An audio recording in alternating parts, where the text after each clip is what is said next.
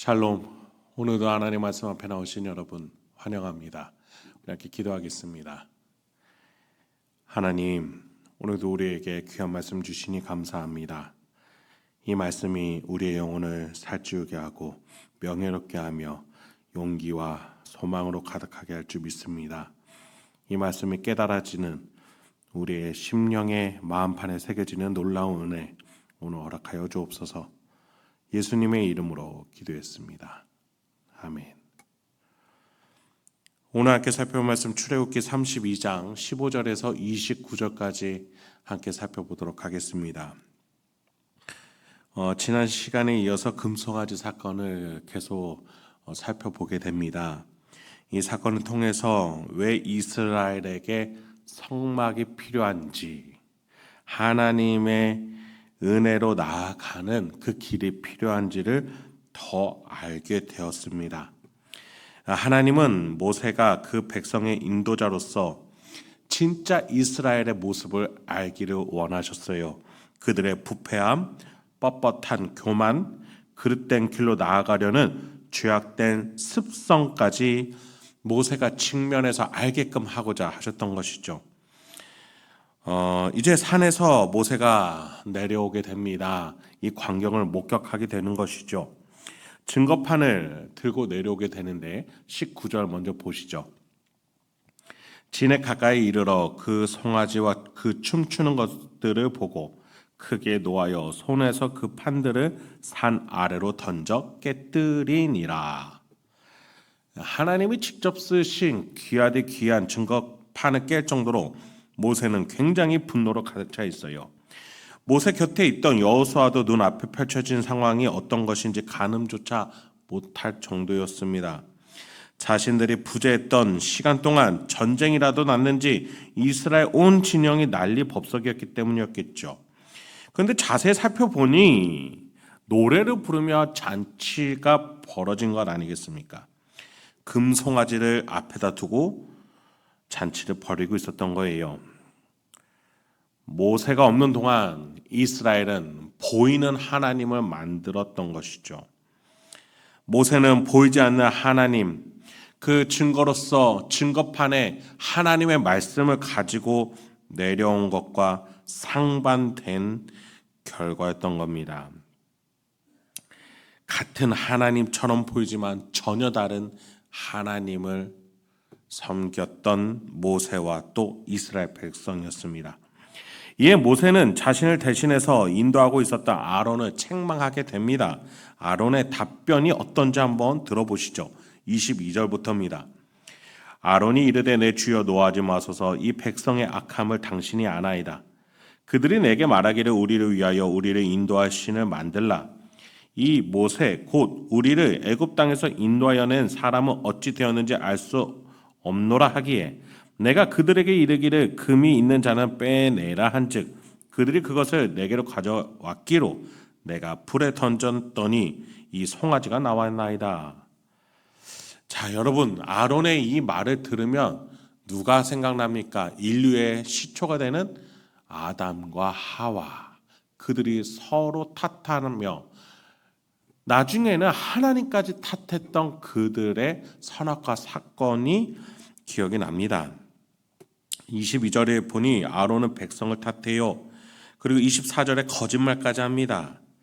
자, 예수를 나타내는 대제사장 아론의 모습, 이 모습은 예수님의 표징일 뿐이지 결코 하나님과 인간 사이의 중보자요 다리가 될 수 없었던 겁니다. 그 역할에 그럼에도 하나님이 인간의 인류를 우리를 불러주신 것이지요. 그런 점에 있어서 히브리서는 왜 예수가 완벽한 대제사장인지 그 전의 대제사장들은 표징일 뿐인지를 말하고자 했었던 것을 우리는 기억합니다. 그런 점에 있어서 이 대사장 직분이 거룩한 것이지 그 직분을 맡는 인간은 한낱 죄인인 것이라는 사실을 모세는 이 광경을 통해 알게 되는 것이죠. 그것 또한 우리도 마찬가지입니다. 여러분, 이스라엘은 결코 선민 민족이 아닙니다.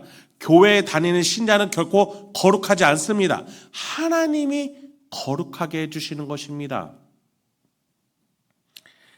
여러분, 예수님의 한 구절을 한번 들려드립니다.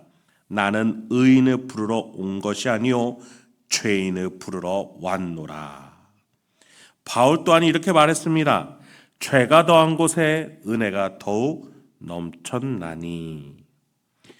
여러분, 예수 그리스도 외에 이 하나님과 인류 사이의 다리의 역할을 그 누군가가 완벽하게 해낼 수는 없습니다.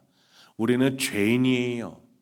죄가 있습니다. 그래서 하나님이 맡겨주신 이 자리에 동참하면서 내 죄가 드러나는데 그 죄를 하나님이 덮어주신 것에 감사하게 되는 것이에요. 여러분이 신자가 될 때 그래서 반드시 거쳐야 되는 한 과정이 죄를 고백하고 그 죄를 씻어주시고 나를 의롭게 해주셨다라는 하나님의 은혜를 고백하는 시간이 반드시 필요하다는 것입니다. 그렇지 않다면 하나님의 은혜와 나의 죄의 상관관계를 이해하지 못하고 깨닫지 못하고 직면하지 못하고 신자가 된다는 것, 이 교회의 직분, 놀라운 하나님과 인류 사이에 중간다리 역할을 하는 그 교회의 직분을 맡는다면 그것은 오히려 이 아론과 같이 잘못된 길로, 거짓 선지자의 길로 나아갈 수밖에 없다라는 것이죠. 이스라엘은 하나님께 장자 나라로 불리움을 받은 자예요. 그러면 그 자리에 어울리는 경험, 훈련이 필요합니다. 죄를 직면하고 그 죄를 덮어주시는 하나님의 은혜를 경험하는 것이죠. 하나님이 평가하셨던 그 부패함, 뻣뻣함, 명령한 길에서 떠나는 그 자신들의 모습을 직면해야 했던 겁니다. 그럴 때 하나님이 주시는 성막이 얼마나 자신들에게 필요한 것인지 알게 되는 것이죠. 이렇게 대제사장 아론이, 장자나라 이스라엘이 높은 위치에 있는 자가 아니라 하나님의 은혜가 가장 필요한 자라는 사실을 직면하는 귀한 시간이 이 본문 시간, 금송아지 사건의 시간이란 것입니다. 그런데 이 죄가 이렇게 좋은 게 좋은 것으로 깨달음으로 끝나지는 않습니다. 먼저 두 가지의 조치가 취해지는데, 먼저 모세는 20절과 같이 행동합니다. 모세가 그들이 만든 송아지를 가져다가 불살라 부수어 가루를 만들어 물에 뿌려 이스라엘 자손에게 마시게 하니라. 사실 이 행동이 어떠한 효능이 있는지 우리는 명확하게 알 수는 없습니다. 다만 이것이 어느 율법 조항과 비슷해 보이기는 합니다. 민수기 5장에 보면은 가늠한 여인이 그것을 가늠을 했는지 안 했는지 그 분쟁이 있는 한 여인이 있다면 그 여인이 제사장 앞에서 증명해야 되는 시간이 있습니다. 그럴 때에 제사장이 거룩한 물에 성막에 있는 바닥에 흙먼지를 뿌려서 이 물을 마시게 합니다. 만약 이 여인이 순결하다면 아무런 영향도 없겠지만, 만약에 간음을 했다면 배가 부풀어 오를 것이다 라는 조항이 민수기에 적혀 있습니다. 자, 그런 점에 있어서 이 본문은 바로 이스라엘의 영적 간음을 했음을 직면하라는, 이들이 직면해야 하는 영적인 간음, 죄인인 상태임을, 우상숭배를 했음을 하나님이 지적하게끔, 모세를 통해서 지적하게끔 하신 것이죠. 그 결과가 무엇입니까? 27절입니다. 모세가 그들에게 이르되 이스라엘의 하나님 여호와께서 이렇게 말씀하시기를 너희는 각각 허리에 칼을 차고 진 이 문에서 저 문까지 왕래하며 각 사람이 그 형제를, 각 사람이 자기의 친구를, 각 사람이 자기 이웃을 죽이라 하셨느니라. 이스라엘의 한 공동체로서, 한 가족으로서 있지만 썩은 곳이 있다면 반드시 그것이 도려내야 되어지고 그것들에 대해서 심판의 결과가 있어야 합니다. 하나님께서는 모세를 통해서 우상 숭배한 자들이 심판받게끔 하셨던 것이죠. 여러분, 이 과정을 통해서 이스라엘은 무엇을 깨닫게 되는 것입니까?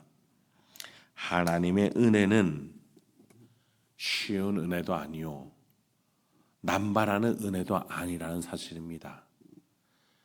고귀하고 순결한 이 은혜는 자신의 죄를 자백하고 고백하여 하나님 앞에 회개하며 무릎 꿇고 나오는 자들에게 주어지는 은혜라는 것이지요. 말씀을 마치도록 하겠습니다. 저와 여러분은 교회의 직분, 교회라는 직분을 가지고 있습니다. 교회는 예수의 머리 되심의 지체로서 한 몸임을, 예수가 가지신 사명을 이어받은 자라는 사실을 우리는 잊지 말아야 합니다. 그런 점에 있어서 이스라엘과 같이 우리는 이 세상의 장자 나라처럼 빛과 소금의 역할, 하나님이 부르신 이 제사장 나라라는 사실 잊지 말아야겠습니다. 그에 어울리는 자격은 단 하나입니다. 그 어떤 것보다도 하나님 앞에서 죄를 자백하고 그 하나님의 은혜로 용서받았음을 믿으면서 살아가는 것이겠죠. 오늘도 저와 여러분이 순결하신 하나님의 은혜 속에서 거룩하게 살아가기를, 그래서 죄 용서함을 받으며 명예롭게 살아가는 자녀가 되시길 주님의 이름으로 축원드립니다. 함께 기도하겠습니다. 하나님, 오늘도 우리에게 귀한 말씀 주시니 감사합니다.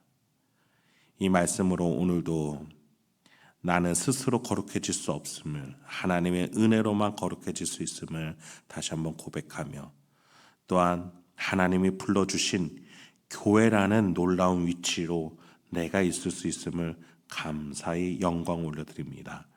오늘도 그에 합당한 삶이 되도록 지혜와 용기를 허락하여 주옵소서.